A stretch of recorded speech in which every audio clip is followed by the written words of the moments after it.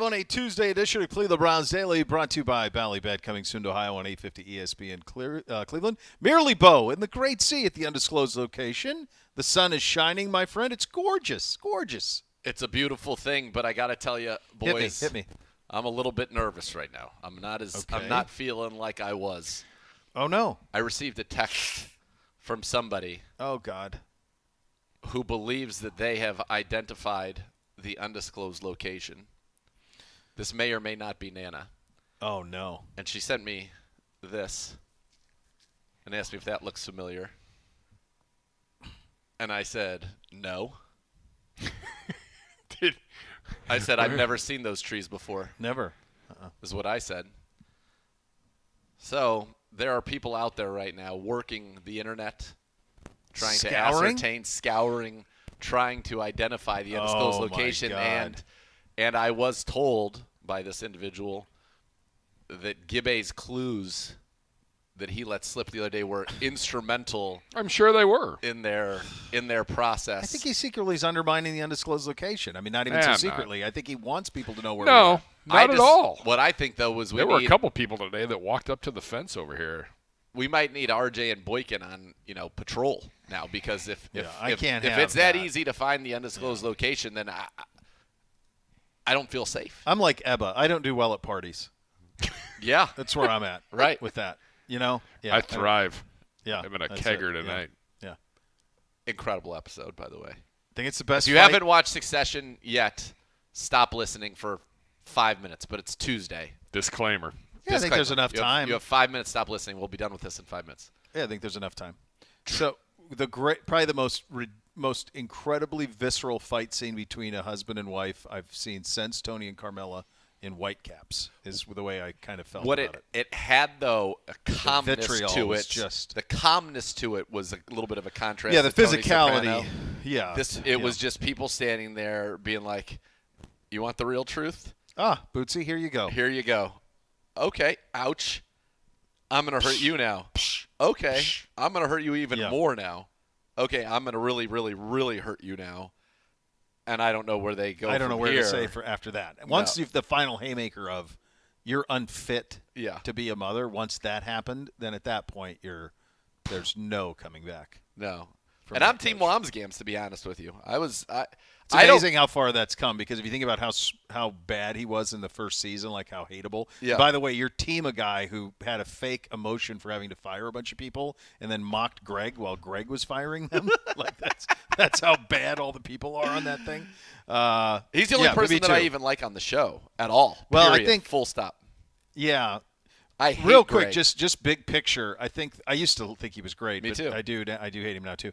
I think the one thing that's a little bothersome about what's happened since they eradicated Logan from the situation, who was the fulcrum of the whole thing, is you spent the better part of 3.5 seasons showing us how incompetent these humans are. Oh, and it's worse than ever. And it's worse than ever now, and yet they have kind of power because Kendall's name is on a piece of paper.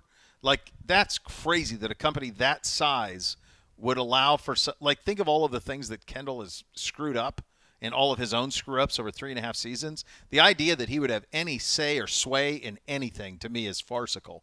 And I thought I think the other thing they did is went too far to undercut Mattson.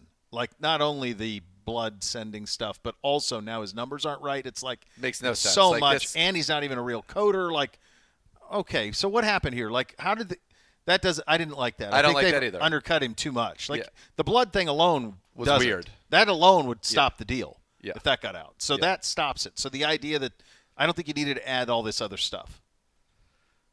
Agreed. And I thought that Shiv inviting Nate there was such a just brutal, cruel move. Because the last time Tom saw him, he was like, I would kill him. For sure. Not cool. And deservedly so. And doing it for her power, her zest for power, right? Which was basically to backstab her brothers. Yeah. And her husband.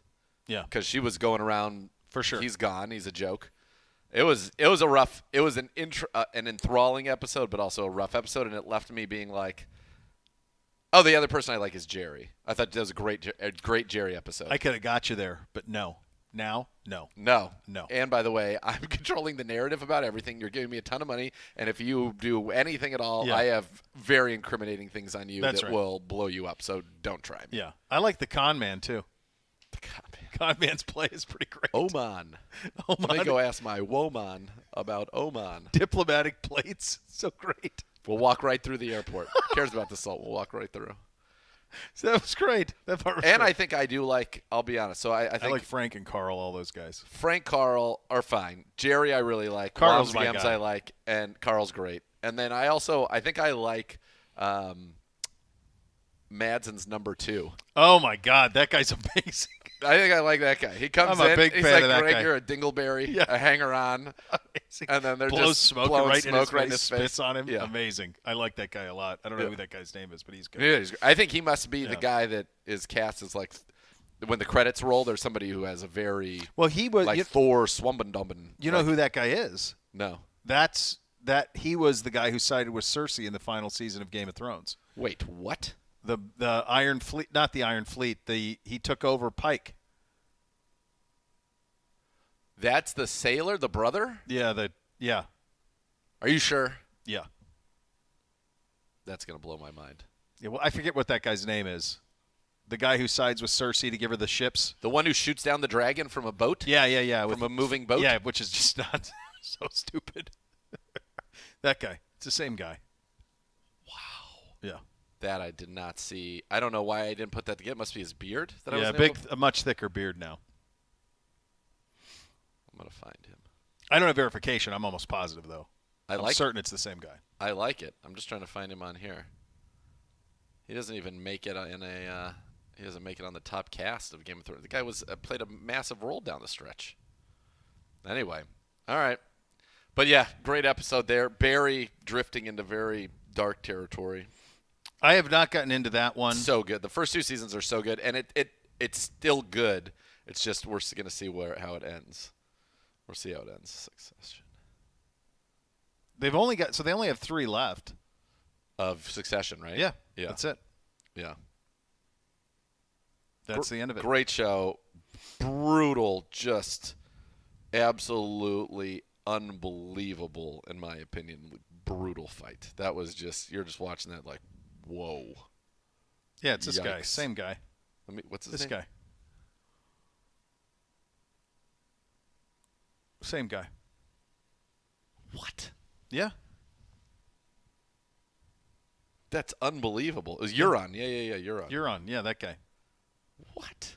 Yeah. How did I not see that? I feel like I should have been delighting in that. Oh, yeah, I guess I could kind of see that. Yeah. How same about dude. it? God, his beard makes him It's look the beard, so man. different. Yeah, it's the beard. That's what does it. It's such a full day, right? Yeah. I'm getting to the IMDb just to confirm, but I feel very strongly that it is. It would still surprise me because it must be. Is he? Oh, maybe not. No? That's possible. I got it wrong there. He looks like him, Felt though. so confident. Yeah, he looks like him. It looks like him. I'm going to figure out who it is. Yeah. I'm going to figure out who it is That guy's anyway, as strong. we go on. But nonetheless, Gibbe, security, detail, we need it. Official Nana's out here causing problems. She's not over here. How do we know? She's got photos. I'll just gotta tell be her not careful to about She drive. said I'm so mean. Don't drive on the lawn. I can tell you what happens if that happens. What happens? I'm sure that top men get involved. Top men For lawn on driving? the lawn driving? Out here? We're not at Augusta National, for God's sakes. Right. Just saying. Like, Come on. it's paid for. By the way, what about my new move today to back in? I like that. Quicker escape. Well, I felt I now don't that know I'm on how much alert, quicker you can get currently than our situation. I'm on a high alert now. You're fine. An undisclosed location, when it doesn't feel as undisclosed, they take people to undisclosed locations. You know what they're called? Safe houses. Okay, it's a different guy. I'm parked gotta elsewhere. But the guy looks so similar. He does They're look so similar. similar. Okay. But it What's is, his in fact, name? a Is different guy. it's a very Johannes? Yeah, it's the one with the Hacker, crazy yeah. name. Yeah. I saw that. Wow, they really are similar. Maybe they're Look at that. They're yeah, really yeah, similar. yeah, no doubt. Really similar. No Okay, doubt. I got that wrong. All right, bad job out of me. No, listen, we got to the right answer, and you gave us all a lot of enjoyment. Yeah. What did you make of the what did you watch last night? Did you watch any of the hoops? The Lakers stuff's too late, man. 10 o'clock. I watched till halftime. I made it through the first quarter. Yeah, I watched till halftime. I've just received the following threat. From official and Nana? I quote, I wish I lived closer. I would just walk right in. There's security here. There are. Now that we're alerted. Good grief. There's consequences. Who's Don't working just walk on her? in. Who's working on the walk inside into with places. I don't know. If she has it right. She must be working with Madsen. She's got a coder. She's got a coder who's not even a real coder. Yeah. And there'd be 2 Indias. That's a lot of people. A lot of people. An extra $2 billion. Yeah, right. It's a lot, man. Yeah. It's a lot going on that side of things. I did dabble into it a little bit. There was this is off script and way out there, but follow me on this. So last night was the NHL draft lottery. Okay. I meant to put this in the rundown. Bad job by me. No, it's okay. So, I mean, this isn't any – I don't think there's any cross-pollination. I think that there are – I think the city of Columbus has tremendous there's so many Northeast Ohio expats. There's tremendous love for the Browns, the now Guardians, and even the Cavs, but mostly when the Cavs have LeBron in Columbus. That's really what the uptick is. And then conversely, I think for this region, for down there, Ohio State football is obviously a no-brainer. And then there's very little crossover, I think, with the Blue Jackets and crew. I think that Agreed, almost feels like a totally different on those fronts. I heard they were done. There was a dastardly deed performed last night. Well, I don't know if it was dastardly or not, but basically, I mean, kind of felt that way. Just to lay the groundwork for it. Yep. In that sport, more so than even in this sport, where it's, like drafting dudes is, if someone's anointed a dude in this sport, most of the time that they are. Okay. In that sport, it's even more extreme. Top prospects in hockey are identified at age 14 or 15. Yeah. Scouts at those places give them an absurdly high, awkward number like 99 and 87 and 66 and 91. Connor McDavid, who's the guy now, is 97. And then that player gets drafted number 1 overall in the NHL at age 17 or 18, and then they become a dude. Crosby, McDavid, there's a long list. This year, there is one of those kids. His name's Connor Bedard. I know his name, which just like I knew Sidney Crosby's name, I know nothing about hockey, but I'd heard. Correct. Yes. So this kid is on that level of the Crosby McDavid level. That's what everybody says. Him a He's Stanley 17 Cup. years old. Yeah. If you get one of these guys, you get to win a cup. Yep. It's kind of that simple. Like McDavid hasn't done it yet in Edmonton, but if he plays his whole career, he absolutely will if he plays in Edmonton. He's that special. You have to be just wildly incompetent not to. So this kid's that type of player, okay? He's been given number 98. So this is the pattern. This is what happens. So the Columbus Blue Jackets were the worst team in the NHL for most of the season. Not because they were tanking, because they had a bunch of injuries. And they pulled a Texans. They pulled a Colts, kind of. Colts, okay. Okay? So they leaned into it. The injuries were all legitimate, then they kind of leaned into it. Meantime, there were other teams that were absolutely tanking, like the Chicago Blackhawks, who traded away a bunch of great players last year before the draft, and they basically set up to tank. For history perspective, the Chicago Blackhawks have won 3 cups in the last 15 years. They had Jonathan Toews and Patrick Kane. They've had some talent. great teams. Yeah, they have. They've had great teams, and they've really only been irrelevant the last 4 or 5 years. But it's an original 6. It's all those things. Yeah. Like if you were to say where would the NHL want this kid to play, Chicago would be the choice. Yes. It's a original 6 franchise. It's the number 3 market. It's all of those things. It's West team, but Central time zone. Like it makes all the sense of the world. Quick aside: was Chelios a Blackhawk? He was. Yep. All right, I'm just going for my NHL. He actually PA comes into 93, play. 94. He comes into play from last night, actually, because he's on the ESPN studio show. Okay. So, all right. 2 other quick things on Chicago before I tie this all together. They were 3rd to last in the league in percentage of seats occupied last season. Okay. So for all of their history and all of it, and they've been good in the last 15 years. And they've been great. Yeah. Nobody in Chicago cared. Okay. They also, and I don't know if I'm sure you aren't aware of this, they spent a decade covering up a sexual abuse scandal amongst their trainers and coaches with their prospects. A decade's worth of cover-up. Okay. I did not know this. It didn't get covered much. unless you're in the hockey world. But, I mean, it's all there. You're a wealth of information. This is what I do. I drink and I know things. So, fast forward to last night. The second to last regular season game of the season, the Blue Jackets won they were down the whole way. In the third period, they won. Remember this, Gibbe? They beat Pittsburgh at home in overtime to get 2 points to go from last place to second to last place. That's what I meant. They pulled a Texans. That's right. That's what I meant. Yeah. They pulled the Texans. Second to last game, they pulled the Texans. Now, Anaheim had the best odds of getting the number 1 pick. Columbus was second. Chicago was third. In the NHL, if you are slotted 2, the worst you can pick is 4. Okay. You can't go lower than 4. 1 has an 18% chance at winning the lottery and can't pick worse than 3. Okay. So it goes from 18 to 12% if you're the second worst, and it's like 10% to land it if you're the third worst. So the Blackhawks were third. So you're watching the show last night. That's only 40. What are the other 60%? I was just going to say. It's all the other teams have this minuscule amount, all the way to every other team who missed the playoffs. Huh. Okay. Yeah. So, get to the thing last night. They're unveiling the thing. They go to break, and the guy presenting on ESPN, a guy named Kevin Weeks, reads, and we know the Columbus Blue Jackets will be picking third. So they that said leaves the first drop. Right. But the problem was they haven't revealed that yet on the show. Right. So he had a Ron Burgundy moment. Okay?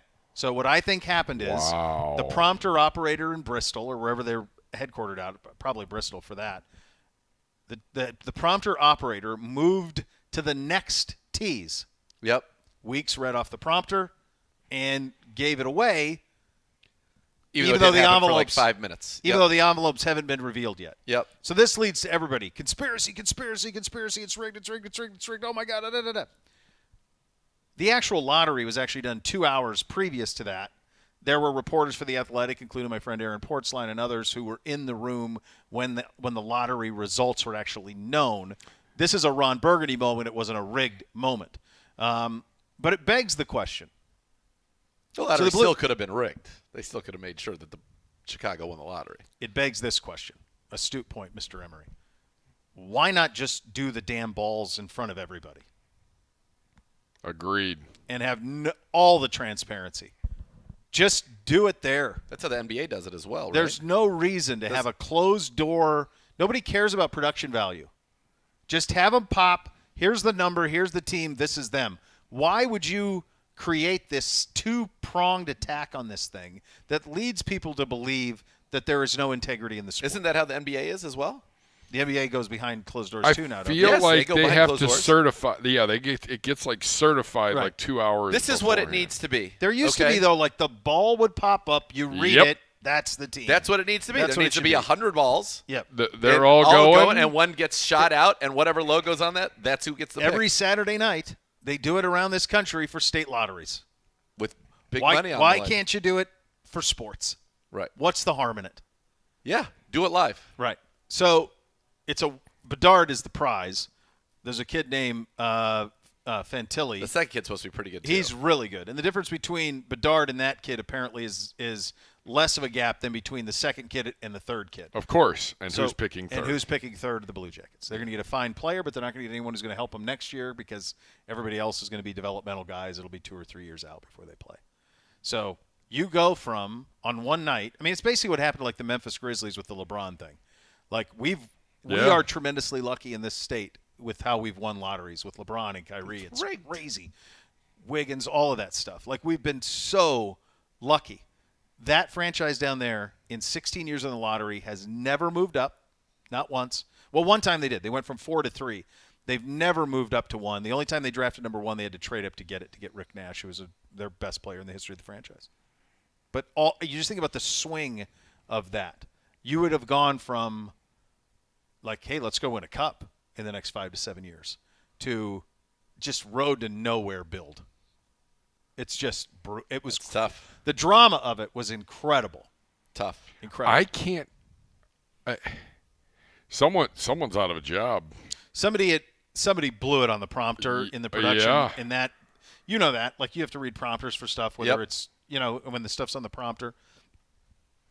In my experience, in 15 years in television, there's always a ... at the end of a segment.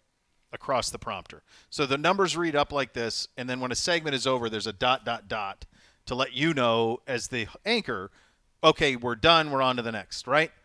And all I can think of is that they hit a button and the prompter moved to the next tease for the next segment. Yep. And he read it. Yep. So. But it just damages. It calls everything into question. The growth, because the NHL's had a good season, good playoff. Yeah, they are. They're benefiting tremendously from the cross promotion. Yeah, exactly. So things are starting to trend back in the right direction. For a long time, they weren't. Yeah. And now you throw this shadow over it. I think this will be – my view on it is this is largely forgotten tomorrow. Sure, yeah, because you know why? Yes. Because Chicago won. And if it had been Chicago that had been picked third, then it would have never done. No, it's – I mean, the best example of the NHL not being rigged is that Connor McDavid plays in Edmonton. Like, that's literally the last place you'd want him to play. Yeah. Is as far north as you can be from a population standpoint in North America of significant population and in the Western time zone. Like, you're not – Yeah. Right. That's not a star maker. That's not going to work at all. So, yeah. But that happened. I mean, the drama of it was incredible, though. Well, yeah. It blew up on my Twitter. Yeah. And as bad as the Blue Jackets have been, yes, the following that organization has. They put 20,000 people in that barn every home game in March to watch bad hockey. Meantime, the Blackhawks didn't draw anybody, and they're an original six who had Taves and Kane and won 3 cups in the last decade plus. And they get it. It's just sometimes life's not fair. And it's that type of enormous flip. Can we do a speaking of a Big T transition, speaking of life's not fair? Sure. How about the punt god?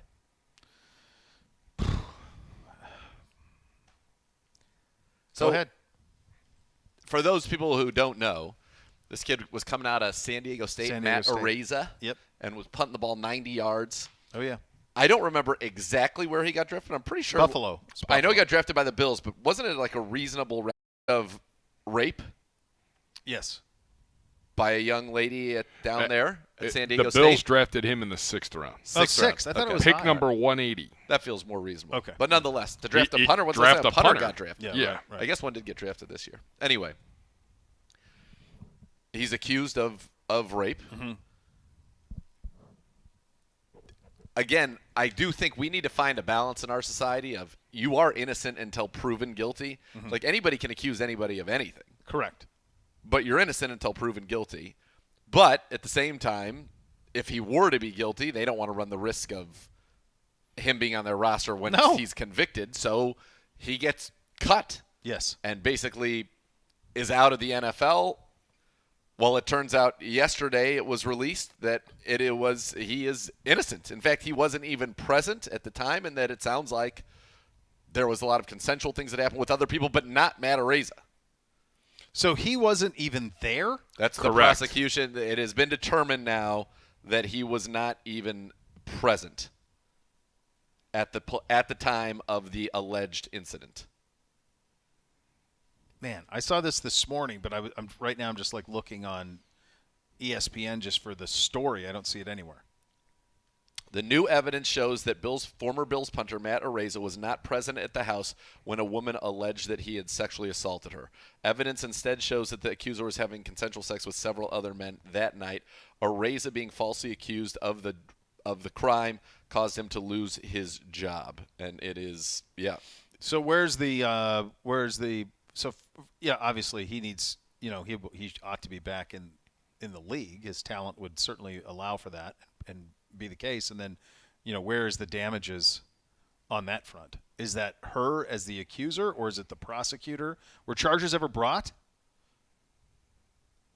I think so.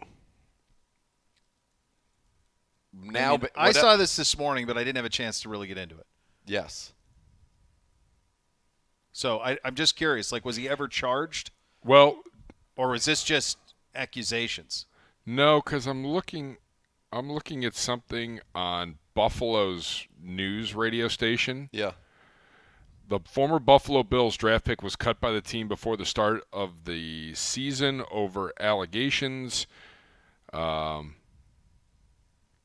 Those charges, however, have officially been dropped as of today. DA announces no charges. So he was the subject of a civil lawsuit. It's weird because it says those charges were dropped, but in the tweet it says the DA announces no charges in San Diego State University football alleged rape case involving former punter Matt Ariza. From the release, ultimately prosecutors determined it is clear the evidence does not support the filing of criminal charges and there is no path to a potential criminal conviction. There is still, I think, a civil case out there because that is a different preponderance of evidence. There is, but it claims that he was there, and now there is evidence that he was not. Correct. So that makes no sense. It is wild. I'm just going through this as fast as I can. Yeah. So we'll see. Which probably isn't the best idea. Ultimately, what happens with him. Now, he had, when he was deposed, I think, in regards to the civil suit, he had admitted to, at some point, having a sexual relationship with the accuser. I can't speak on that. I don't know. He did, but that was not. That is not this. So anyway, he certainly is not guilty of a crime. So we'll see what happens with him. But it's just one of those. It's one of those wild stories, and I don't even know what the right answer is. I just know that it was obviously it was a big NFL story, and now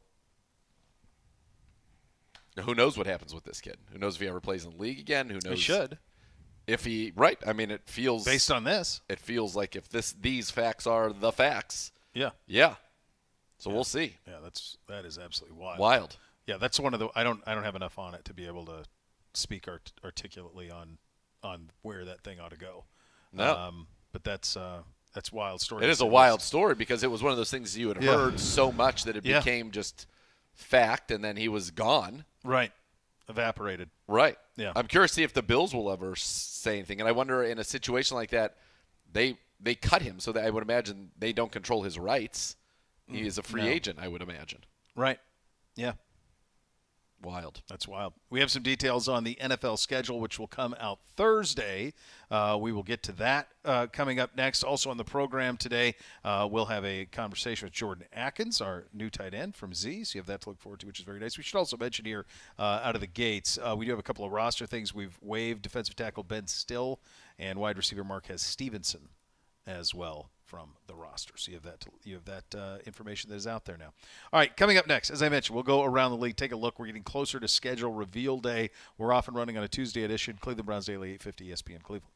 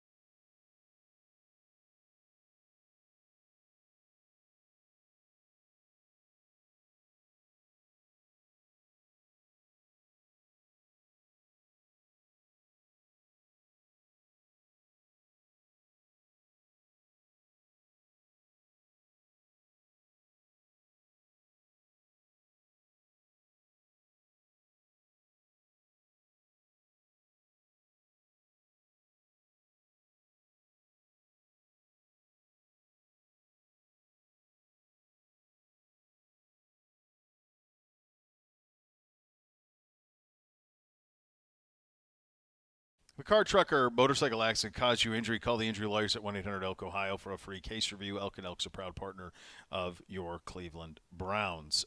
We will now officially know the NFL schedule on Thursday night at 8 o'clock. Here are some things that we know about this. This is from, is that Travis's mom? Yes. Travis Kelce's and Jason Kelce's mom on Twitter last Friday that her son pointed out they may be dropping, including the Eagles at Chiefs in Week 2. So that'll be Sunday Night Football Week 2. Yeah. So Donna Kelce posted something posted a Facebook comment last week about the Chiefs Germany game in November, who they were playing, and then she also alluded to the fact that the Chiefs would be going to Germany again next year. 2 years in a row, they're running it right back, which has been denied by a couple people, but not denied by the people that not by the top level.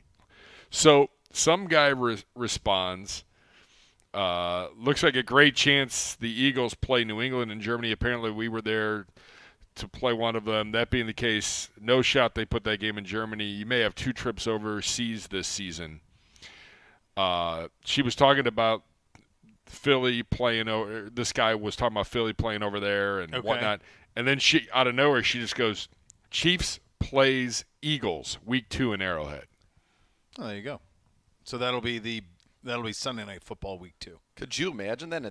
I think you're going to get Chiefs Dolphins or Chiefs Bengals followed by Chiefs Eagles. That is a tough start for them. Well, you could go Chargers too. Chargers, but still tough. All tough. So Chargers, Dolphins, or Bengals would be. So there's some Twitter handle calling themselves at Nerding on NFL schedule update. Just for the record, because she says Week 2 they play at Arrowhead. The Royals play a home game at 2:10 on that Sunday, which would be a direct parking conflict. Plus, Arrowhead Stadium is hosting a Beyonce concert the night of Monday, September 18th. Our best guess, if true, this game would be Sunday Night Football on the 7th. Oh, you don't say. I believe Uncle Bo said that. I believe he did say that right away. Right yes. Away. That's Sunday Night Football. If it's Week 2, it's Sunday Night Football. They're not putting that anywhere else.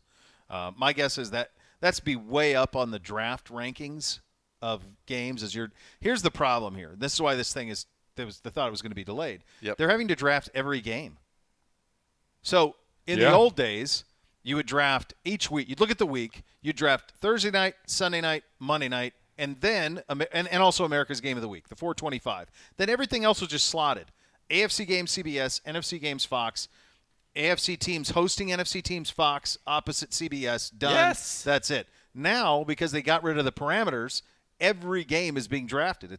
That's why we're in this spot. There aren't any givens anymore. They should never have gotten rid of it. So there were 6 to 8 games every week that were given. Yep. This was a CBS 1 o'clock. Yep. This was a Fox 1 o'clock. Easy. Now, once they get all the weeks situated, now they're having to draft every game. Houston, Indy, 1 o'clock Sunday. Correct. Boom. Done. CBS. Sold. Easy. Done. Easy. Bucks. Easy. Bucks, Panthers, 1 Sunday. Sold. Done. Simple. That's how it's done. Fox. But now they're having to go through all of this. Well, and so as Adam Schefter alluded to, and I think we talked about it a little bit yesterday, first Black Friday game ever. Teams can be on Thursday Night Football twice, and not all teams are guaranteed a primetime Everybody spot. should get a primetime game. That's ridiculous. It's the NFL. Well, it's the Amazon. Amazon Amazon doesn't want that. Worth watching. Amazon does not want the Houston Texans.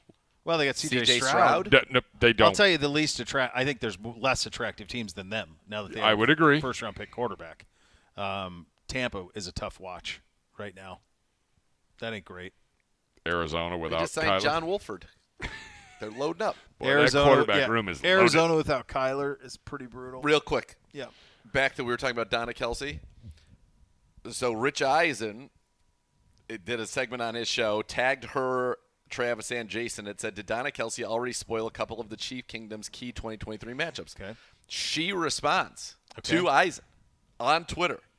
Haha, it was already out on the Kansas City Star May 4th article.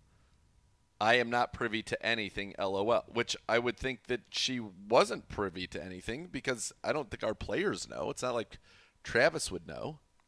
No, he wouldn't. I don't think he would know anything. So she's saying she read that in an article that was in the Kansas City Star. So maybe listen. Maybe it was a This speculation. is the best. Like, what would God be the bless best? her. But like, you read. Some people read stuff on the internet and they think it's true. Right. Now, if it is true, let's see. Maybe it is. But I have a feeling like if that was in the Kansas City Star on May 4th, that we would have gotten wind of it. Totally. As opposed, maybe it was in a comment section. Yeah. And you can't differentiate what's comments and what's the story. Used to have to deal with that all the time with athletes, especially in college athletes who would get because in college sports, I think message boards are far bigger deal than they are in the NFL. Yes. I would have to deal with it all the time with like Buckeye players. Like, listen, dude, like what you read on a message board is not what a reporter is writing. That's coming from S. That's from S. Right. People like cronies. that. Yeah. Right. And the cronies. Like that's not the media. Right. Well, the media. I was reading 11 Warriors. This and this and this. It's like, dude, that's some Giacomo writing in a board. That is not a beat writer, dude. You understand? But they can't differentiate. Well, now in social media, there's no differentiating. No. And it's just like what happens in cable news. Like you can't differentiate between the stuff that happens in the afternoon, which is the news, and the stuff which happens at night, which is all opinion. Correct. So we just can't. No, we're just not very smart. That's just the reality. The line has been blurred. I mean, we're not smart as a society. We're getting dumber by the moment. Look, Meantime, we're making computers to kill us. If it's not week one, so much smarter than if us it's already. not week Oh, my one, God. that game's going to be on a Sunday night. It's just a matter of course. Of when. As well. But here's what we don't know. We don't know how much Bezos was like, hey, I didn't appreciate the crap games the last 6 weeks, and I'm paying you a premium. Yeah, my play-by-play guy didn't either. No. By the way, I'm shocked that they're running it back. I am too. I'm shocked that Al Michaels wasn't like, look.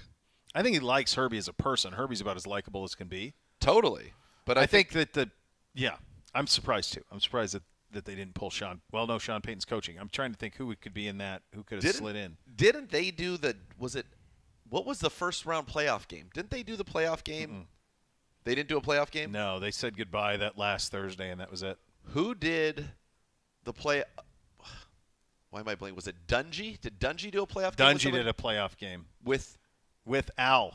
Yeah, Al came back for NBC because NBC had 2 games that weekend. Yeah, they came back. Wasn't it like the Jags' crazy comeback? It was. Yes. And they were like dead. They were dead. Like Al lost dead. the fastball a little bit on that one.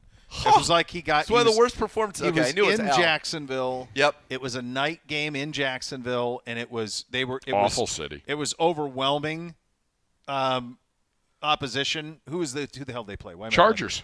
Chargers and are the Chargers huge. were up huge in the They second were quarter. threw like 3 picks in the first half. Right. Chargers were up huge. I think he thought blowout, and then he just didn't adjust.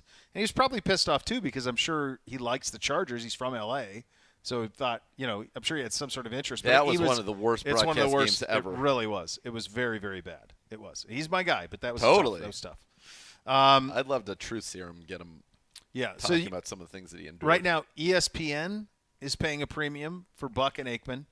And apparently, maybe they're adding somebody else to their roster not to call games. McAfee supposedly is leaving. Oh, we'll get that at 2:15. Yeah, buddy. I didn't see Look that. ahead. Oh, yeah. We'll get to that a little bit later on then. Go. Yes. All right.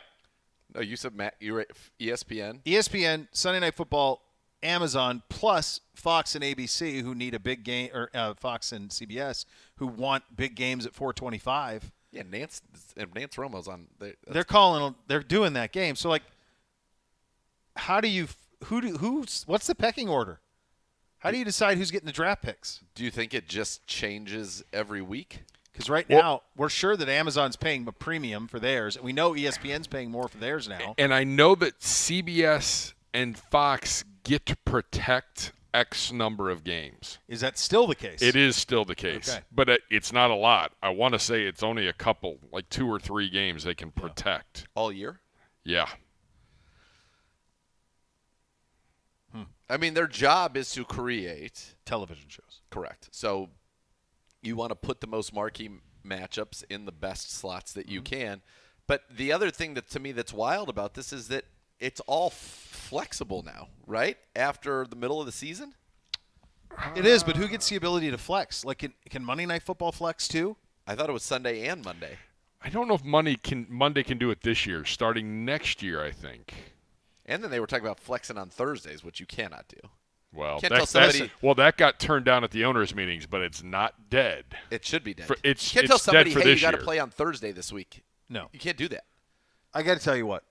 It feels like they've tried to, level the playing field for all their media partners. but it's a little bit like Kendall Roy. Love them all, not in love with them. One crown. One head.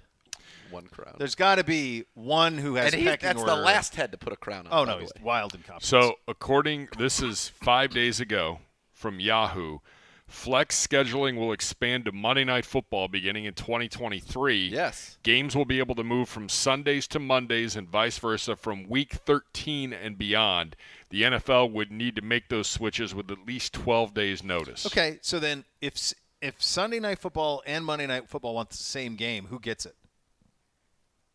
And can CBS or Fox block it at 4:25? The good news is there's enough franchise quarterbacks in this league, especially in the AFC, that you should have great matchups in all those spots. Here's the question that I have. But there are certainly some better than others. Of course there are better matchups. When was the last time the NFL didn't draw? It doesn't matter who's playing on Thursday or Monday. People are going to watch it. Right. And to me, it almost feels like the 425 should be the most protected slot. Yeah, that's the one that generates the biggest ratings. It generates the biggest ratings. It has actual competition from itself. Yep. The other three don't. Yep. They're running unobstructed. They'll Right. all People rate. will watch it because of fantasy football, gambling, sure, and because it's the NFL, and because every game matters. Yeah. That's why we can have these awesome NBA playoffs, and I know it's in the rundown somewhere that we'll talk about what to do with the NBA regular season. I don't know. And making some tournament in the middle of the season, I'm not interested in that either. I don't care about that whatsoever. These playoffs are great, but the regular season doesn't matter. That's the advantage that college football and the NFL have. There's a reason to me that those are the two biggest sports because everything matters. Every game matters. You could watch our season last year and be like, that loss in week 2, the Jets, which was horrific, is going to have a ripple, and there's a good chance that's going to come back to bite you at some point in the season. Yeah.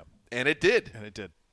The sense of urgency right. Everything that football matters. has, and the fact that it's once a week feeds into all of that. It's once a week. You can marinate on the game for a few days. You can then look ahead for a few days, and then it is played out, and then you get to do it again. But every one matters. Every game matters. All right. So bear with me because this is a little lengthy, but this is the NFL scheduling for 2023. Regular season baseball games. It's a wild number.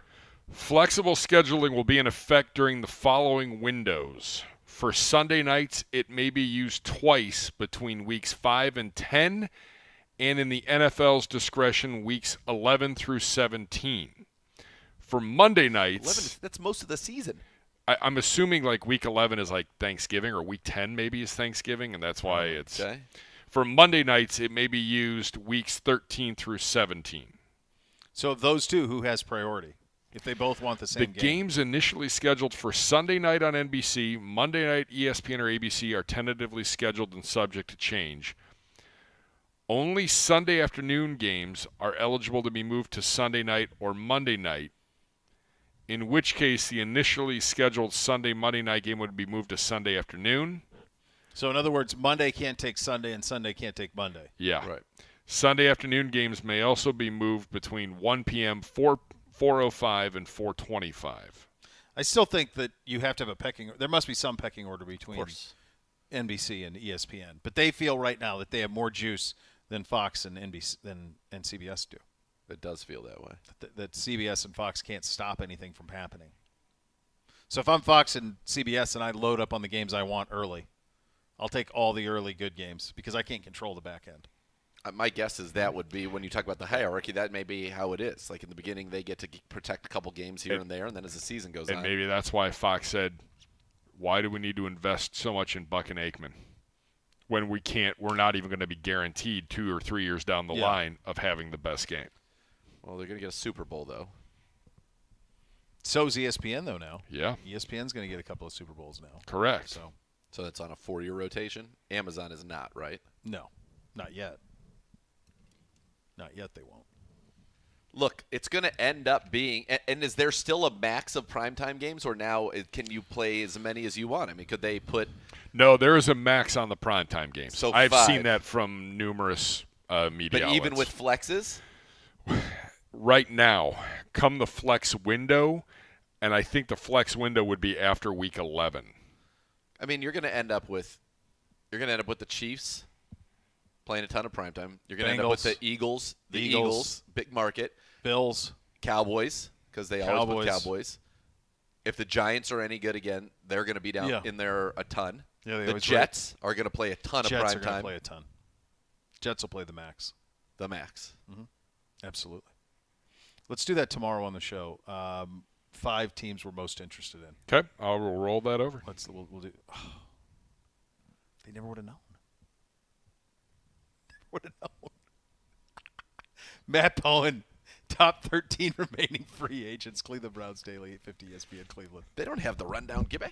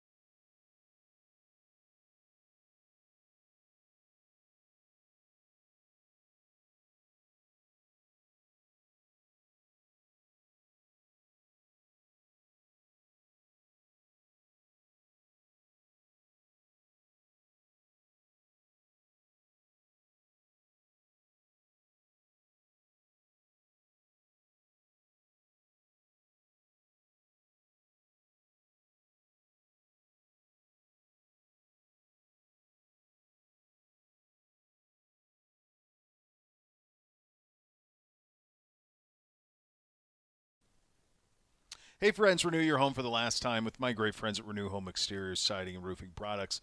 Bo here for Renew Home Exteriors team. Don't spend all day with high-pressure sales guys. The team at Renew won't waste your day with hours of negotiating. Renew offers upfront fair prices, makes your project easy. This month, in fact, take advantage of pre-pandemic pricing plus no interest or payments for 24 months. Renew Home Exteriors. Superior products, superior service. Visit RenewEstimate.com for more on that. This from Matt Bowen. His top 13 remaining free agents. Here's some names that are still out there in the free agency pool. Gibby, you think some of these names are surprising. Yannick Ngakoue at the top of that list. Dalton Risner, the guard, is 2. Our guy Jadeveon Clowney is 3. Marcus Peters, 4. Isaiah Wynn is 5. Teddy Two Gloves is in there. Leonard Floyd, Frank Clark, Justin Houston, Melvin Ingram, John Johnson, Kareem Hunt still out there, and Ezekiel Elliott as well. That's 3 players from our team a year ago, prominent players who have not found a home at this time. Is there anyone on this list who doesn't fit the qualification of, I'm going to wait and see how this shakes out in camp?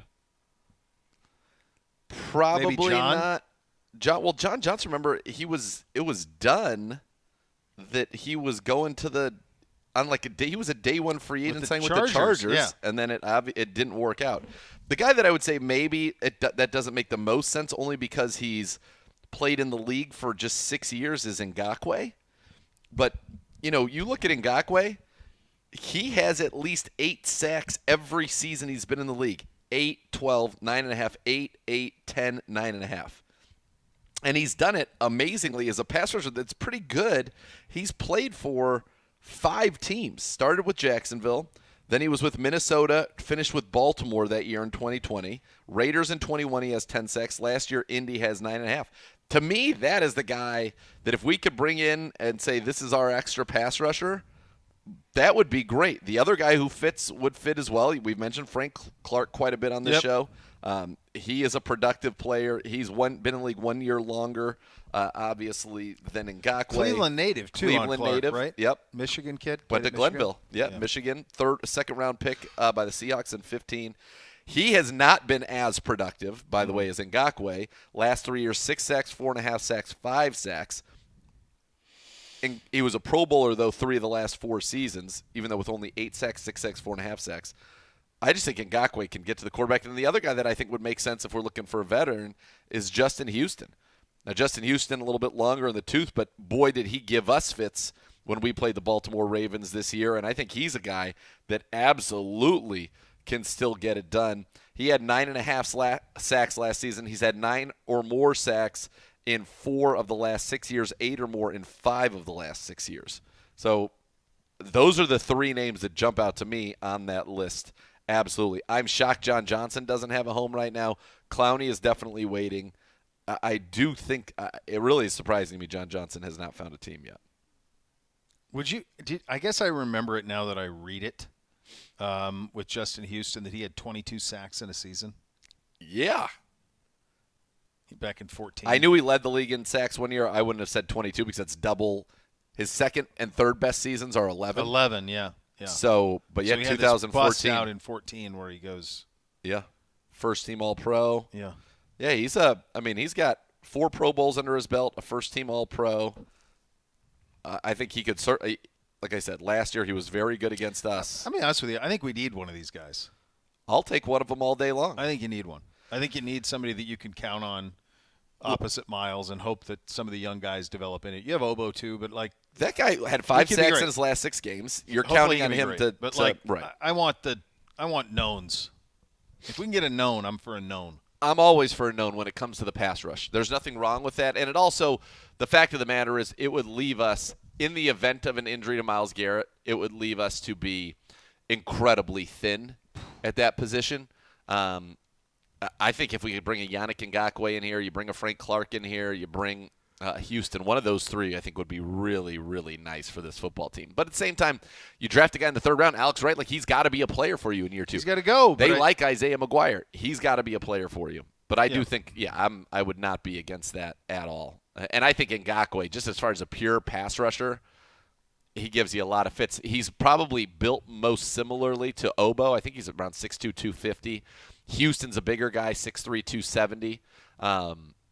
but he's a little bit older. But yeah, he'd be a 1-year rental. He's 34. I mean, he's no joke. He's not a spring chicken. No. And then Frank Clark is a year older than Ngakoue. One other thing from the edge rusher perspective, Yaya Diaby of the Bucks, he's going to wear number 0. I would just go on record. I don't like 0 in football. I don't like the look of it. It looks like an O to me. On any jersey, on any football jersey, it looks like an O. I like a 00. Fine. Like Jim Otto. And I feel like it's a lineman only. That's fine. I'm for 00. You don't like 0 looks like the letter O Yeah. on a football uniform. It doesn't look like that on a basketball uniform. No. I don't know if it's because of the size of it. My guess is just because the basketball uniform numerals are smaller, so it doesn't seem quite as odd. But on a football uniform, it looks like the letter O on the uniform. That's you're just not into the way that. it does. So I was glad, like Elijah was like contemplating it. I'm glad that he stuck with 8. That's the correct. Yeah. That's the correct. It's his old miss number. Yeah, that's the correct way to do that. All right, coming up, second hour of the program, included in that a conversation with Z and our new tight end Jordan Akins. You have that to look forward to, which is nice. You'll see Cleveland Browns Daily on 850 ESPN Cleveland.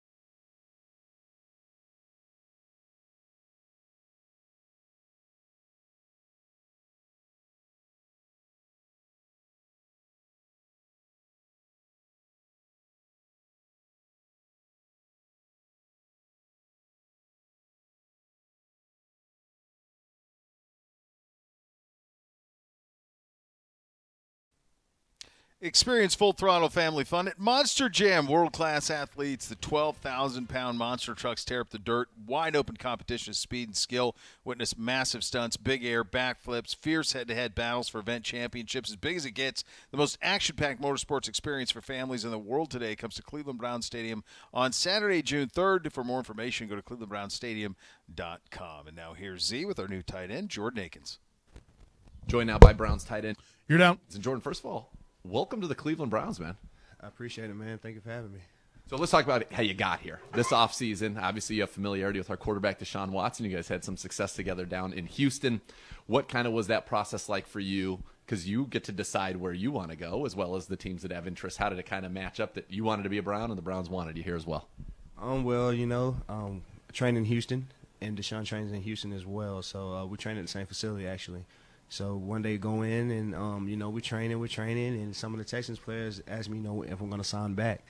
And, Deshaun was like, yo, you know what I'm saying? You come to Cleveland, Cleveland always an option. So, and before that, my agent was already talking to me about Cleveland. So, I kind of chopped it up with Deshaun and, got a feel for it, and, me and Deshaun had chemistry. So, we just took it from there, man, played it year by year, day by day, and, God made some things happen. Coming off of a career year for yourself, right? Career high in catches, yards, and touchdowns.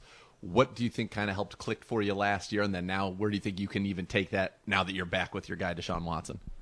Just my experience, man. I've been playing this game for 5 years. Well, way longer than that, but professionally 5 years. And, on the field, I've always knew how to make, how to create separation, how to read coverage.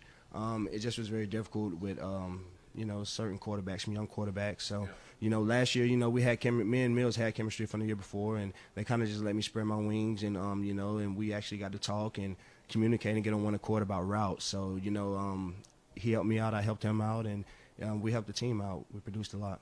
How happy are you to be back with Deshaun? I am so uplifted, man. Deshaun is a great quarterback, plays never dead. 9 times out of 10, my plays from Deshaun came from scrambling, thinking he's sacked, but I'm staying on the move. So, man, I'm very excited to be here, man. Just the organization, you can, it feels different. The chemistry, the camaraderie, the coaches, everyone is like on one accord, and I really appreciate that. So that's one thing you're going to have to tell everybody about, because people were not used to Deshaun Watson and the scramble drill. That's something that I know we're going to do a lot more of that, but you said it, right? Every play's an opportunity, no matter what you think's happening. Definitely, man. Every play, man. One play, he rolled out, he got kicked in the eye and threw a laser beam for a touchdown. I've seen so much happen from Deshaun, but he overrides adversity. He's a great quarterback. His IQ is unbelievable, off the charts, and he definitely can lead his team to a championship. All right, so we're happy to have you here, but you mentioned you've been in the league for a little while now. Let's go back to draft day, because it's such an exciting time. You have a dream. You're able to achieve that dream. You hear your name called for you in the 3rd round of the 2018 draft. What was that night like for you? Man, it was surreal, man. I mean, I was with my family. I didn't want no cameras. I didn't want many people around me. I had my daughter, I had my niece, I had my brothers, and we was just overwhelmed with emotion. I played baseball. I was drafted out of high school 3rd round, and it kind of didn't go my way. I just prayed and leaned on it, and some way God led me back to the gridiron. And once the second opportunity presented itself, we just was flooded with emotions, man. My mom, my brothers, we was crying, jumping, dancing. We had a great time, and once we figured out we was going to Houston, we was very excited. So your journey obviously is a unique one, because you mentioned me, you're 31, you've been in the league 5 years, you were drafted. So obviously that explains the baseball path there. You can walk around here with a little bit of like, I'm an athlete, guys. I've been drafted in 2 professional leagues. There aren't many people that can say that on this planet, period. So that's pretty cool. So let's go back to your baseball career. What position did you play in baseball? I was drafted as a center fielder. Before then, you were a big center fielder. Well, actually, man, when I was 18, man, I was only 6 foot, 175, and could fly. Could run like a 4-4 flat. I could fly. So when did you grow into this, to the man you are now? Man, my dad is humongous. My uncles look like refrigerators. They are huge. So, I always wondered when it would hit. I'll say I was 175, going high school, graduating high school. Rookie year, I went up to 192. The next year I was up to like 205. The next year I was up to like 215. It just kept going. So they're spazzing. They're thinking like I'm not eating right or something's wrong, but my body fat's on like 1-2%. So I started explaining to them like, look, man, my dad's huge. I'm probably going to be a big boy. So other than that, man, I was drafted as center fielder, and the bigger I got, the older I got, the stronger I got. They just moved me to right field. You're a right fielder, yep. Moved me to left field, wherever the how you say it, the scouting report went, wherever the most balls was hit, that's where I would be. So I just go and track the ball. So you go from that, and then as you said, that didn't work out the way that ultimately you wanted it to, and you're like, I'm going to try my hand at football. So you go to UCF and play at such a high level. You were a third-round pick in the NFL draft. And to be a third-round pick, and what were you, 26 when you were drafted then? 26. Okay, to be a third-round pick at 26 is astounding in its own right. So how did you kind of make that decision when you were like, you know what, I think I'm actually pretty good at this too? Well, my rookie year at UCF, I barely touched the field as a wide receiver. In college, I was a receiver. Yeah. I figured out, like, man, I got to get on this field. I got to get on this field. So in high school, I was a returner. I was a punt returner, kickoff returner, quarterback, too, and wide receiver. So I said, you know what?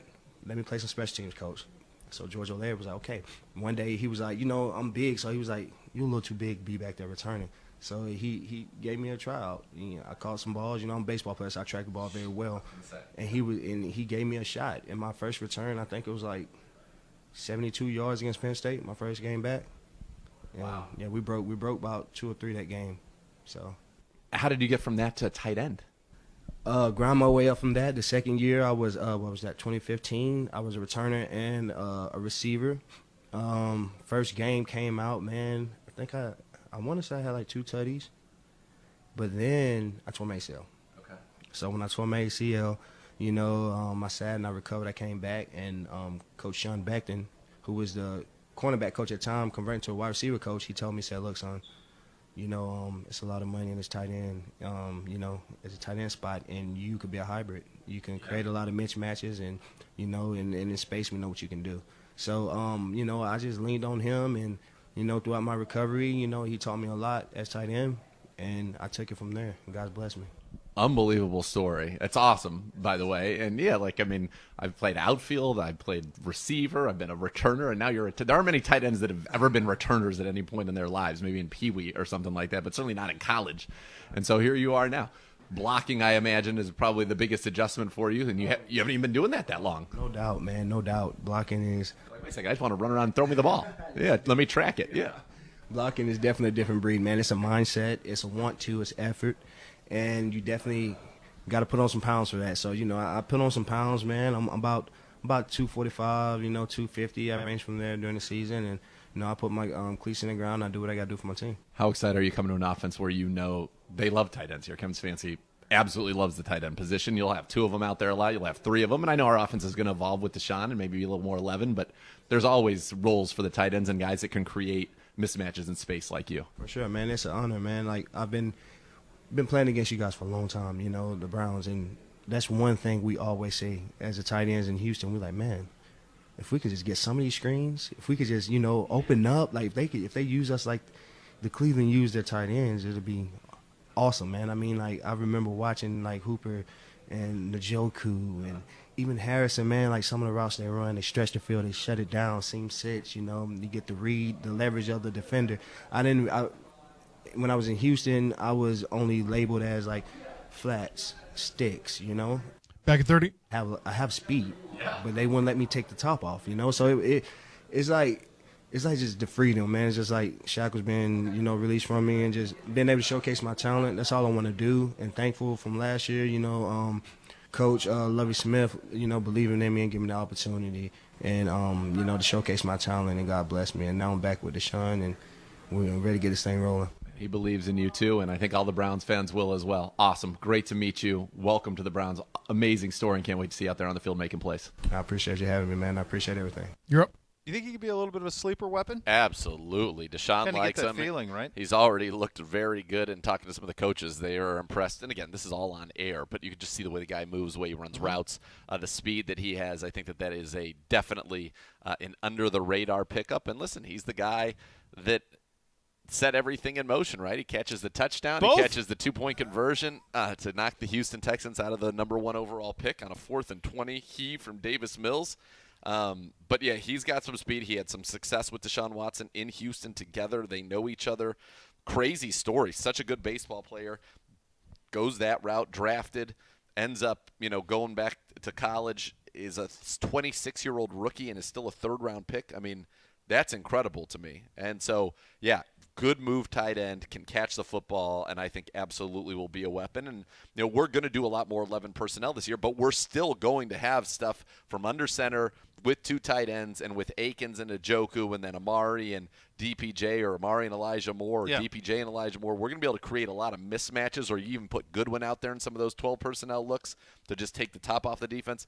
We have so many things that we're going to be able to do. But, yes, long story short, the question you asked, I do think Jordan Akins has an opportunity to be a very nice weapon for the Cleveland Browns and to be somebody that becomes, a mismatch for us in some of those heavier personnel groupings. Going to be fun. Going to be fun once we get to where we can get into mini camp and see a little bit of it. Even in the OTAs, we'll have a media day every week, and we'll have, there'll be offense, defense. You'll get a real look. You'll get a little bit of a look, exactly. And so I think that'll be a lot of fun to get to see that. All right, coming up next, could be a major changing of the guard in the media industry. We get to that coming up next. You listen to Cleveland Browns Daily, brought to you by Ballybet, coming soon to Ohio on 850 ESPN Cleveland.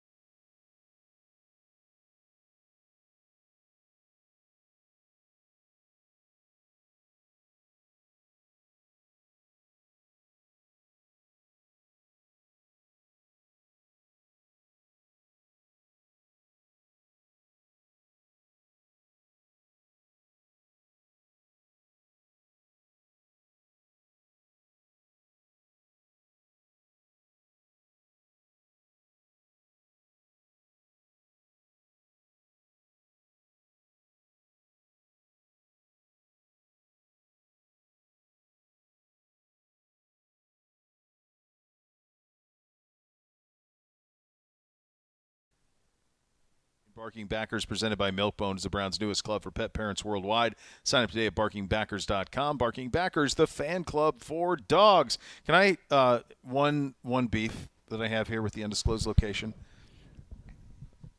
I've never understood these. Napkins on the end of a no couch. idea. On couches and chairs, and when we had the furniture store, and I'd go in there, and you have these things, and you put them on, and then you deliver it. And what would you call these? Like, what is this? It's a I kind of like. I think you have it. Is napkin for furniture? Is that what it is? I like it's an that. armrest cover. So an armrest cover. My issue with it was, who would ever how long do you really want this to last? That you're preserving these armrests. Yeah, right. 20 years, it's 2 decades? 2 decades from now, we're doing CBD in the undisclosed location for the latest renovations. Are we going to be like, oh, thank God we had those napkins on the armrest. The chairs still work. Well, and what's it protecting against? Oil It's in your protecting forearm? this. Is it? But I'm saying because Yes. there's oils in your forearms or Yeah, something. so you're not this- putting a drink up there. No. No, and I want this. Why? What's the point? Get rid of it. Rid of it. Come That's on. This is pretty. This is now. Has this been further confirmed? This is Marchand from report. Marchand. Schefter tweeted about it today. Okay, well there you go. So Pat McAfee appears to be heading to ESPN. So it's not that long ago, within the last year or so, where McAfee landed that $120 million FanDuel deal. So the Marchand updates are from 2 hours ago that are in your notes so right this now. is it. Okay, Yeah. so McAfee now could be walking away from that $120 million FanDuel deal. He's in the midst of a second of the 4-year contract. McAfee, who just became a father of a baby girl, has talked about reducing the behind-the-scenes work that running your own company and show entails. I don't blame him there. The exact amount of money McAfee will earn in this new deal, which potentially sounds like it's going to be ESPN, is thought to be expected to be 8 figures per year, maybe less than the $30 million a year FanDuel deal is potentially walking away from. Whatever the number is, it comes at a time when Disney is shedding a bunch of jobs, difficult optics for those at the company if the deals goes through. Here's the reality of it, and this is why when anybody complains about Stephen A. and how much he makes, I'm quick to point out that is one man who is a content-producing machine. And the fact that he could be on, what's his show? Is it First Take? Yep. He can do First Take with him, Molly, and fill in the blank, whether it's Russo or whoever, and they can argue for 2 hours and fill 2 hours of time. And then he can go on Countdown and do 2 hours of pregame and halftime. And he can go on SportsCenter and do a 15-minute hit. He does radio. And he does a radio show, and he does a Yeah. podcast. He does all this stuff. Where we compared to in the old days, where people always pine for, like SportsCenter and all of that. Yep. Do you know how much money it costs to do stories? Anytime a network like Real Sports or ESPN, like with the E60 stuff, Okay. those are vanity plays, man. Those are not profit. Oh no, probably costs a lot. Those are loss leaders. Yep. Absolute loss leaders. When you think about how expensive that stuff is to produce. So what's Pat McAfee? He is a one-man content machine. They can put him on in the middle of the day with his show for 2 hours if they want. They'll podcast his show, and it's one of the biggest podcasted shows. They'll put him on College Game Day, where he rejuvenated that show. He was a shot in the arm for College Game Day. Bigly. Yeah. You can tell that Huge. at the very first week. Last year he became a regular. They can do they had him do like the Peyton Manning version of college football Or he's with like his guys. standing on the sidelines. Yeah. Yep. And they also did it from his studio. That wasn't as good as the Manning. It was just too wide. It wasn't as – it needs to tighten up. But just think about that. I mean, so Here's my you question. talk about cutting all these jobs. It's a bad look, obviously, but a lot of those jobs they're not producing 5 hours of content a day. Here's my thing. McAfee just did all the things you talked about. Yeah.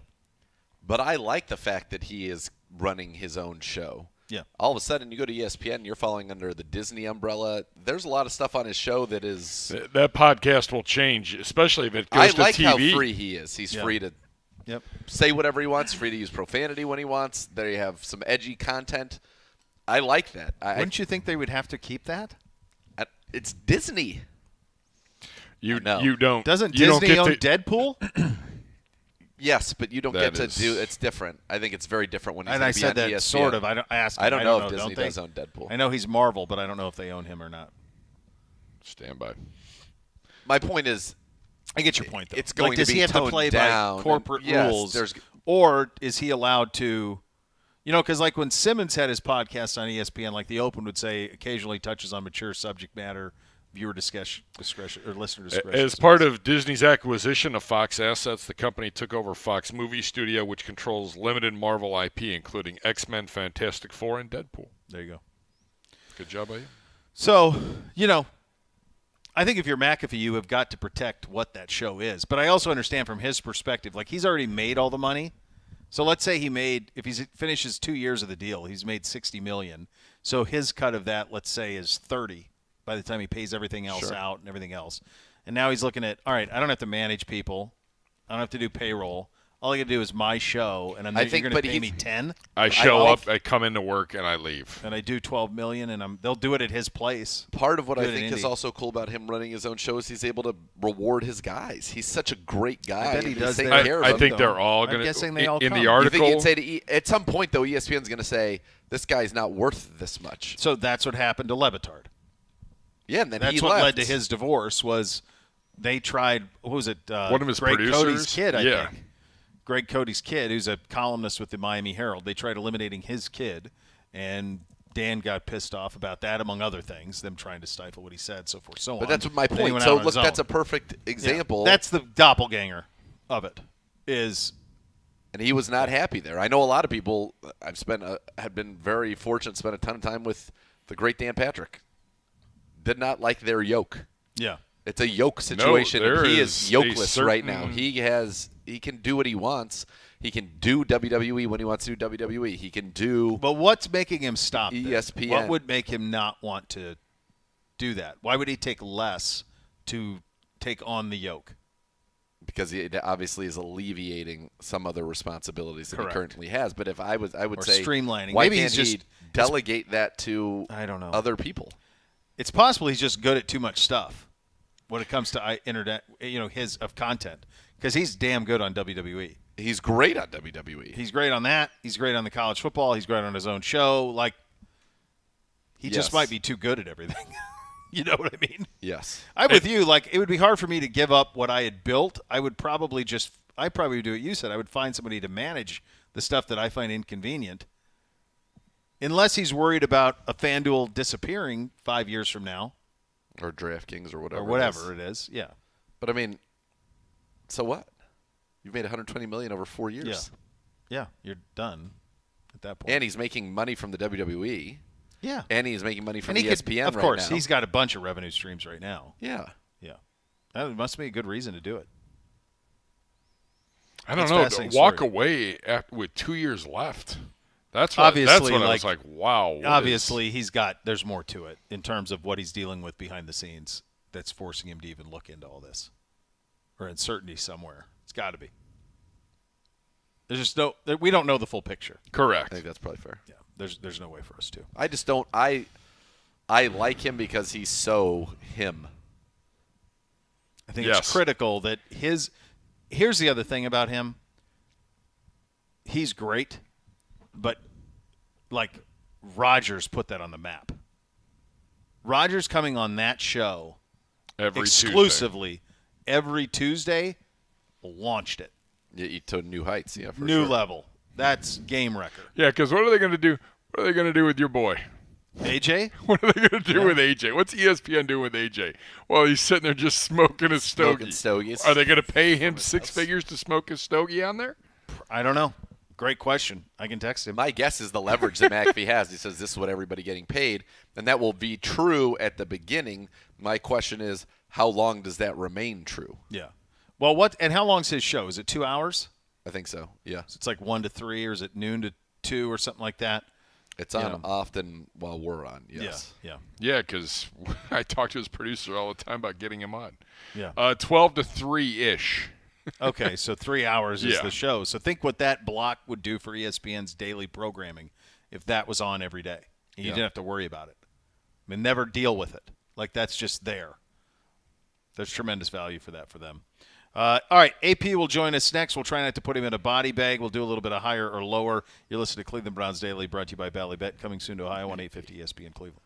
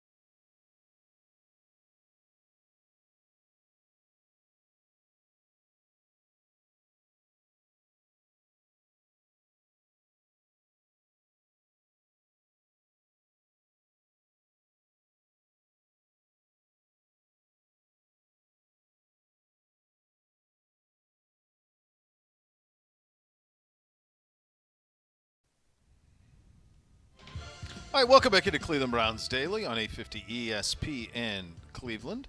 As we, what happened here, Gibby? What did you do, Ray? So I don't know what happened here. I just lost the show rundown. Do you need me to send it to you again? It just disappeared. Did I accidentally delete? I don't know. Ah, yes, I did. There it is. Give it. Never mind. I got it. Welcome I know it's back. next. I know that AP's here. I know that we don't want to put him in a body bag, and I know that it is time for a little higher lower. And I know we're going to go on the Twisted Tea hotline, brought to you by Twisted Hard Iced Tea, official sponsor of your Cleveland Browns. Keep it twisted, Cleveland, for a little higher lower, better worse. Presented by our friends at the Ohio Lottery. Hello, Yeah, AP. baby. Hello, guys. How are you doing? We're in the undisclosed location. The sun is out. It's wonderful. It's wonderful. Toys Al, how'd you hit him on Saturday? Oh, the birthday boy Yeah. played quite nicely at the Valley of I'd the say- Eagles AP's birthday? last week. Yeah. Yep. AP, what are you? Yeah, I, did him are pretty you well. like? Are you probably like? What are you like? 26? I'm 25. Suck. It's ridiculous. Quarter of a century. That's Ridiculous. no. You're young. You're What a did he baby. shoot? What did you shoot for the birthday round? I shot a 92, and it was a 49 on the front, and then turned it around pretty nicely on the back for a 41, and Good had 2 job. birdies on the back 9, including one on 18. Good job So out I of will you. Walk away gladly happy. take that round. And I was Thank I you. was pretty happy with the 48 on the front 9, and I went the opposite way on the back 9. What a wonderful time. I've never been out there. How is that? Good. It used to be like, I think it was called Spring Valley Country Club in Okay. Elyria. Okay. And it was like all exclusive and private, and then they went semi-private, and they kind of ruined it. The people ran into the ground, and then a new group of investors and Jack Nicklaus came in and spent 5 years basically tearing it up and redoing it. And it's a nice course. There are some there's weird things like construction wise they bulldoze certain parts Okay. and there's still some debris like on like the hillsides and whatnot. Poisel got his foot stuck. In Jeez. what? We almost had to Poisel almost snapped his leg off. Did we have to amputate almost? We thought he was joking, and then we were like, oh my God, Yellowstone and I had to go get him. Oh my God. Yeah, unfortunately, got stuck in a hole that probably went about like midway up my leg, like definitely to the top of my shin. And It's not it could great. have turned out a lot worse than it happened. I'll say that. Yeah. And it was Took a just good off the minute. green. I was like, wow, this is it's a little tough. But the course itself is very great. It's one of the crown jewels on the west side of Cleveland. All right. So let's play a little higher or lower, gentlemen. It's presented by our great friends at the Ohio Lottery. CBSSports.com and Cody Benjamin. I feel like we should just call him a contributor at this point. All right. NFL offseason grades ranking all 32 teams for their draft picks, free agency moves, trades, and more. So what we're asking today, should the following teams' grades be higher or lower? Paulus, hit it. Higher or lower? All right, so he's given 8 teams an A grade, including the Giants, Broncos, Steelers, Eagles, Bears, Panthers, Jets, and the number 1 team in his power rankings for the off-season work that they've done. This is ranking on the off-season that they've had. Okay. The Detroit Lions are number 1. Poisel, should they be lower, or are they just right since you can't go any higher? I think I'm fine with them being an A, but I'd say they're like more of like a fringe A, like an A minus. I just think the way they executed their draft was a little puzzling, and while they still probably got good players from it, I just don't know if I agree with spending 2 first-round picks on a running back and a linebacker in the first round. So I thought maybe they could have done a little bit better there.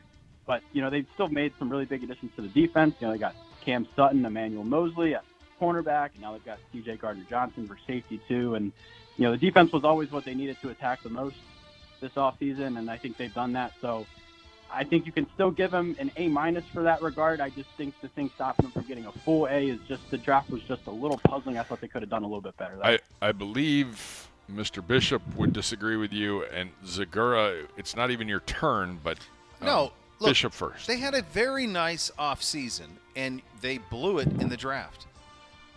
That's it. They had a fine draft. It's fine, but it's not a smart draft in any way, shape, or form. the idea to take a running back and an off-ball linebacker when they took an off-ball linebacker. The what-ifs that what they could have done versus what they did. And shouldn't this wide receiver being suspended for gambling count against them? I'm also going to just say this.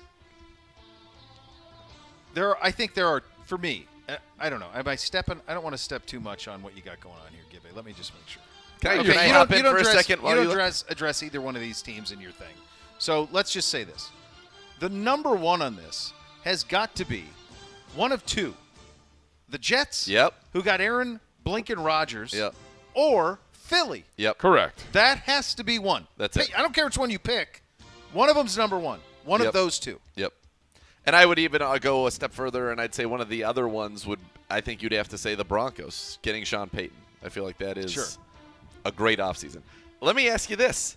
So, to me, if you have an A offseason, I feel better about your team now than I did at the end of last season. Correct. I would assume. So, for the Eagles, I feel like I still thought they were the favorite to win the NFC. I still do, but what they did in the way that they maneuvered in the draft, the way that they have kind of got their money around, incredible. I don't feel any better about the Lions right now than I did at the end of last season. In fact, I feel like no Jameson Williams for 6 games is a big bummer in terms of what I thought they were going to be. So, yeah, it's great that they got David Montgomery and Jahmyr Gibbs, but they also had DeAndre Swift and Jamal Williams, who, by the way, led the NFL in rushing touchdowns a year ago. Yeah. The fact that they got a couple of corners, good, great, grand, wonderful, I don't feel any different about them. I don't know if they improved or the NFC North got worse in general. And 4 picks out of the first 31 in this year's NFL drafts were used at non-premium positions, and they made 2 of them. That's right. So, no. Next. Higher or lower? Also given the grade of A, the Carolina Panthers at number 3. I don't know why you drafted a quarterback. And is that good enough to get you an A? I guess so in this guy's rankings. Zagura, lower or just right? Look, I think they're happy to have Frank Reich as the coach, so I think that probably All right, helps. I'll give you that one too. You made an aggressive move to get a franchise quarterback. And so that is an A move. Does it pan out? But at least it says I'm a serious team. I'm not like the Falcons, who drafted a running back 8th overall, and I'm going out there with Desmond Ridder. So I think, yes, good move, but I think the team that actually won the most in that entire exchange was the Bears. I think the Bears set themselves up to be phenomenally good, getting DJ Moore, getting the extra one, building things for Justin Fields. I love what the Bears did more than I loved what the Panthers did, no pun intended. AP, lower or just right for the 3rd-ranked Carolina Panthers offseason? Yeah, I agree with everything Zagura just said. I think the one move where I would also still maybe kind of pause a little bit is just that, they replaced DJ Moore, who they traded away, with Adam Thielen, who, who knows? Maybe he'll have a good season next year, but you also have to look at the fact that this is going to be the first time that he's going to be a number 1 receiver in an offense with a rookie. He's too old. He's toast. He's 700 yards the last couple of years. Yeah, he can't run and he can't stay healthy. He's not a number 1. Look, exactly. I'm not high on him, but they did check off their top priority in getting a QB, so we'll see. I don't know if it warrants an A. I probably would have given them just a B because of what they did at wide receiver. But I understand that what they did at wide receiver and trading DJ Moore was how they got the QB. So I don't know. I'm fine with the B. I think a B is probably where they should be. If they got an A. They got an A. So lower. Next. Higher or lower? All right, this one's simply for Bo because Zagura just talked about Chicago a little bit. The Chicago Bears at number 4. Lower or just right with an A grade, Mr. Bishop? Man, can you imagine if they don't trade for Claypool? That clown. Just imagine. Just imagine if they just stuck it, stayed where they were, did this haul. I would have them just below. I like what you did with Denver. I would have them just below the Jets and the Eagles. I think that they are absolutely an A. I think it's a top 5 off season. I think they had a ton of money to spend. I think they spent it pretty wisely. I think DJ Moore is an absolute game changer for Fields. So this is where they ought to be. I could have them 4th, 5th, whatever, but somewhere in this range. I think they're at a better offseason than the Lions. Yeah. Next. Same. Higher or lower? They have the Pukers at number 6 with an A grade. Patrick Peterson. Why? Plug-and-play consolation prize. He should thrive alongside Yeah, but they just Minkah gave the Fitzpatrick. Lions for getting Cam Sutton, who was a Steeler. Yeah. They also netted some good values in the draft, which, okay. Okay, great. Lower or just right, Poisal?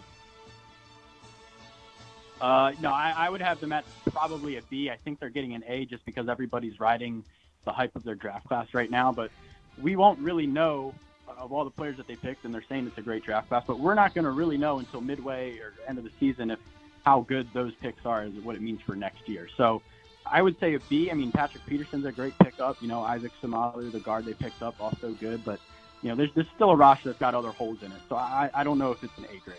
Bishop. Yes, sir. Is Kenny Pickett still the quarterback? That's where I was going next. Okay. So if that's the case, then he can't be an A. They had a really nice draft. They always draft well. It's a nice draft. Joey Porter Jr. is going to be a nice player. I love the Washington kid out of Georgia. Like, Bauer's got all the attention at Georgia because he's kind of he's a dude. But Washington is ridiculous frame to work with. So I love that. But it's still pretty limiting. I don't see anything here that makes me think this is, to me, if you have an A, it should change your standing from where you were a year previously. To me, they have not. No. They outshot their skis last year. I don't think they will this year. So, no, not an A. Next. Lower. Worse. Agreed. Higher or lower? All right, we're up against it. We got 2 minutes. Zagura, I'll have you do this one. Number 11, getting a B for their offseason. The Cincinnati Bengals. Higher, lower, or just right? I mean, I like that they got Orlando Brown Jr. Yep. That's great, but they lost 3/4 of their starting secondary, which was pretty good, including both starting safeties. I mean, I think they are fine. I feel about them the same as I did before. We'll see what they end up doing at running back, but I feel similarly about them as I did before. It's just wild, and I know we're out of time, so I'm going to go quick. But looking down, like the Ravens being at 26. Well, I got Poisal doing that. Okay, one. all right, fine. To me, it's just crazy. Yeah. Next. Higher or lower? Bishop, the Brownies at number 17. Higher, lower, or just right? Look, so you're telling me that this is essentially, they're saying this is a C, we're 18. So this is a C off season for us, is what they're saying. Yeah. I'll just say this. Why do I have it? If you're going to have us, if you're going to say that, you also have to consider where we were picking and what we had to work with from a financial standpoint. And if you put those two things and put that as part of your grading system, to me, this is an A off season, or a B plus off season, or an A minus off season. I think you accomplished most of what you wanted to accomplish, all in a very tight parameter. We should be much higher on this list. Yes. Yeah. Come on. Exactly. Next. Be better. Higher or lower? And the final one, Zagura alluded to it, AP. The Ravens at number 26. Higher, lower, or just right? And they end up with a C. This is... Yeah, no, 26 and a C grade here, that's too low. They re-signed Lamar when they started the offseason with him putting in a trade request. It just still holds on the roster. When you look at their defense, right, they lost Marcus Peters, lost Calais Campbell. Those are two big-time playmakers they have back there that they haven't replaced yet. But, they did re-sign their franchise quarterback, and they did give him probably his best receiving cast that he's going to have in his time in the NFL. So, yes. I think a C grade is way too harsh. At the end of the day, the Falcons are ahead of both these teams, and they don't have a quarterback. I don't care how many weapons you have. You don't have a quarterback to get the ball to They him. drafted a running back 8 overall. And they also did that. You could make an argument the Ravens are like 5th, 6th, 7th, 8th. Yes. They had a great offseason. Sucks. This guy, man. All right, AP. Good job out of you. Happy birthday, buddy.